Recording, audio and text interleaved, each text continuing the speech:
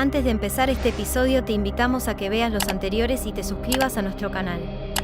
Telepatía Peronista, venimos a comunicar la utopía. Empecemos.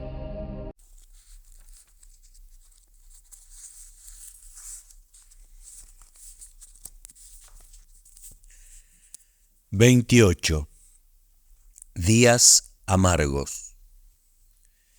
En la tarde del 1 de mayo se efectuó la concentración en la Plaza de Mayo. Montoneros y todos sus frentes hicieron un gran esfuerzo de movilización y ocuparon aproximadamente entre un tercio y la mitad de la plaza, sorteando la directiva originada en el general de no llevar carteles con identificación de los grupos. Los llevaron escondidos dentro de grandes bombos. Al iniciarse el acto con un festival artístico conducido por Antonio Carrizo, se impuso la consigna: no queremos carnaval, asamblea popular.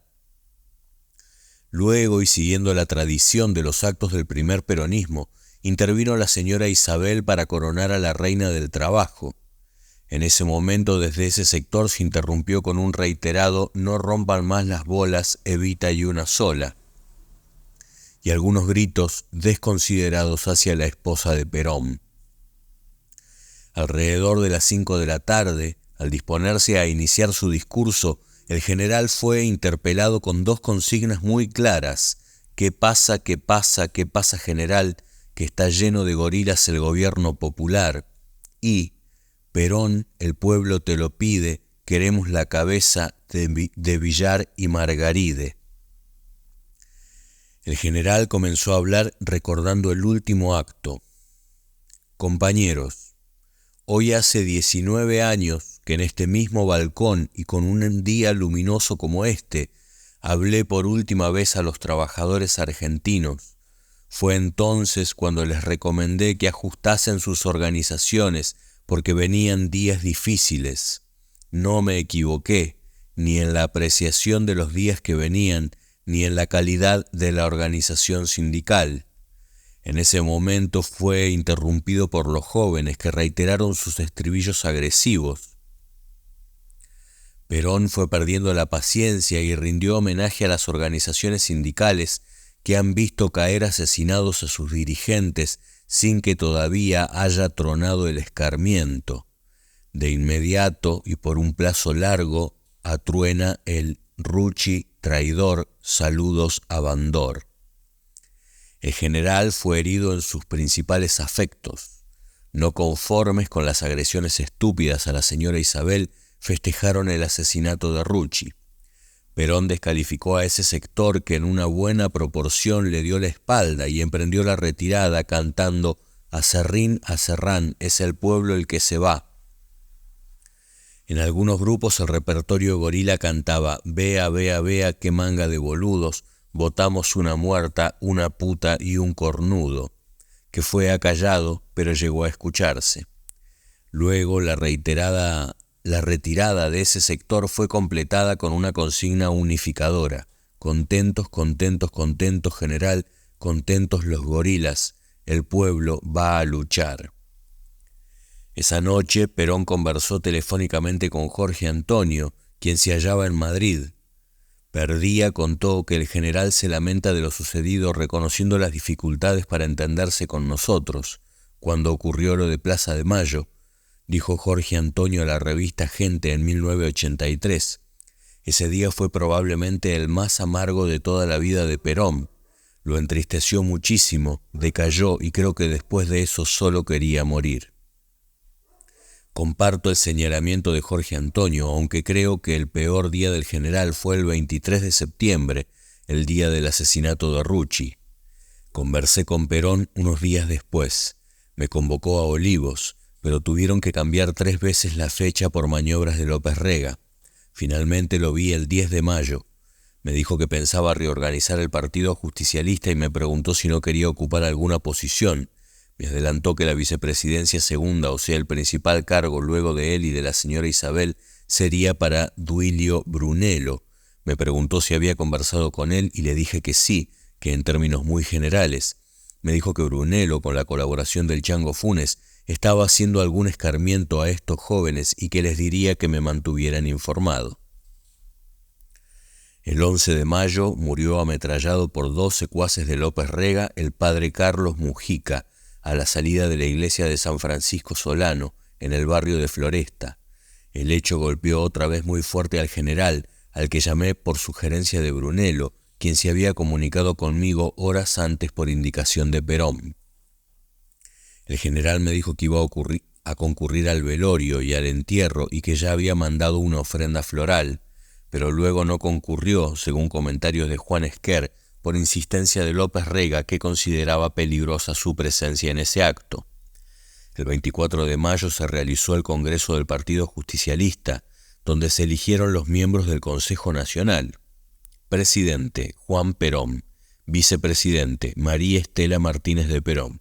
Vicepresidente segundo, Duilio Brunello. Secretario general, Jorge Manuel Camus. Y 12 vocales provenientes de las ramas femeninas, masculina y gremial.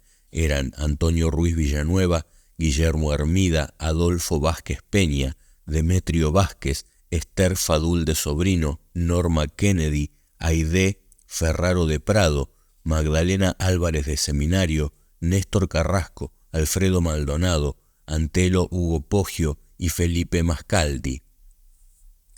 En ese congreso partidario el general dijo: «Los sectarismos son para los partidos, pero no para los movimientos nacionales, pero todo tiene su límite. Es indudable que no es suficiente con que yo diga que soy peronista para que todos crean que lo soy, porque en este sentido lo que uno dice no tiene el valor de lo que uno hace, y pensamos que dentro de nuestro movimiento, desde siempre, para conocer a un cojo, lo mejor es dejarlo andar». Refiriéndose a que no había representación de la juventud, dijo que la juventud es bienvenida, pero naturalmente no queremos que después de ser bienvenida nos hagan un bochinche dentro del movimiento.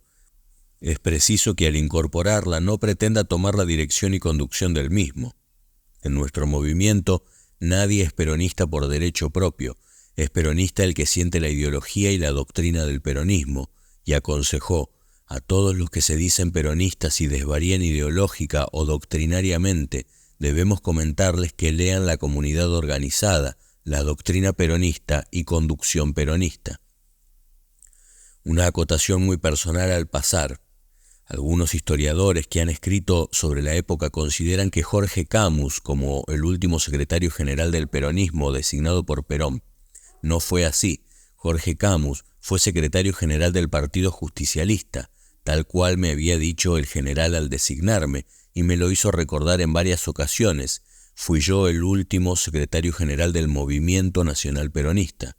Cuando fui relevado en julio de 1973, y como ya he comentado, no hubo más secretaría general, sino una comisión integrada por Humberto Martiarena, José Ignacio Rucci, Silvana Roth y Julio Gessi, que solo difundió el documento reservado del 25 de julio de 1973, llamando a la depuración ideológica, y luego cumplió apenas funciones administrativas. En la madrugada del 25 de mayo de 1974 murió Arturo Jaureche. Fue mi amigo y mi maestro. Lo quise mucho y lo aproveché a fondo. En su etapa final dirigía la editorial universitaria de Buenos Aires, Eudeva. En los meses previos a su muerte, estaba triste por la derivación que iban tomando los sectores de la tendencia y en especial de Montoneros. Lo vi 3 o 4 veces en esos días y puedo dar fe de cuál era su pensamiento. Ni Perón ni el pueblo peronista son marxistas. ¿Qué quieren inventar? Y en una frase que recordaré siempre me dijo: si Fernando viviera, no pasaría nada de esto. Fernando no era marxista, pero sobre todo no era soberbio. El recuerdo de su sólida y cálida presencia en el velorio de Fernando y las palabras que entonces dijo sobre el cuadro del fusilamiento de Dorrego volvieron a mí, en una memoria agradecida y en un par de preguntas a las que hasta hoy no les encuentro una respuesta que me deje tranquilo.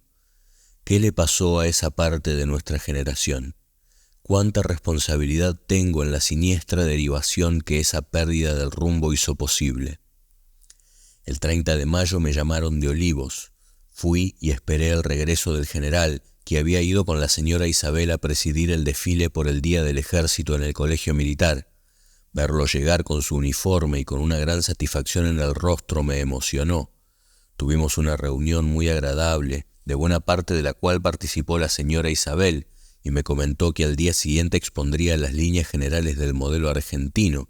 En una breve referencia a solas, me confirmó lo que yo ya sabía por Solano Lima, en el sentido de que estaba tratando de acotar las funciones de López Rega, y que pensaba tener nuevamente como secretario a Ramón Landajo, que había sido su colaborador en Panamá y otros lugares de su destierro, y al que había enviado a Japón para una gestión económica importante.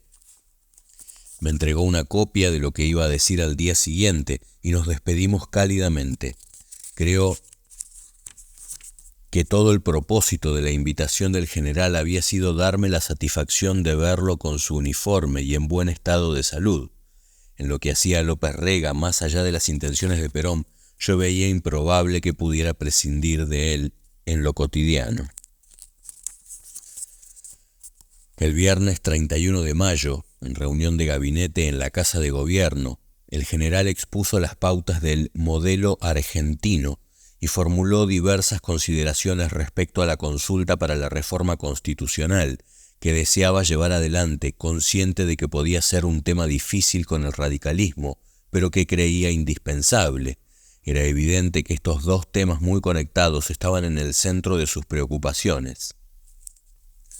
En esa reunión, según me comentó el doctor Tayana, Dolores Ayerbe, una conocida compañera de la rama femenina que ya estaba en la secretaría de la señora Isabel, estaba teniendo mucho protagonismo no solo en los alrededores de la señora, sino también en los del general, que le pedía la confección de distintos documentos. Era indudable que, tal como le dijera días antes a Jorge Antonio, era una carta que luego se difundió. Perón estaba intentando al menos acotar las funciones de López Rega.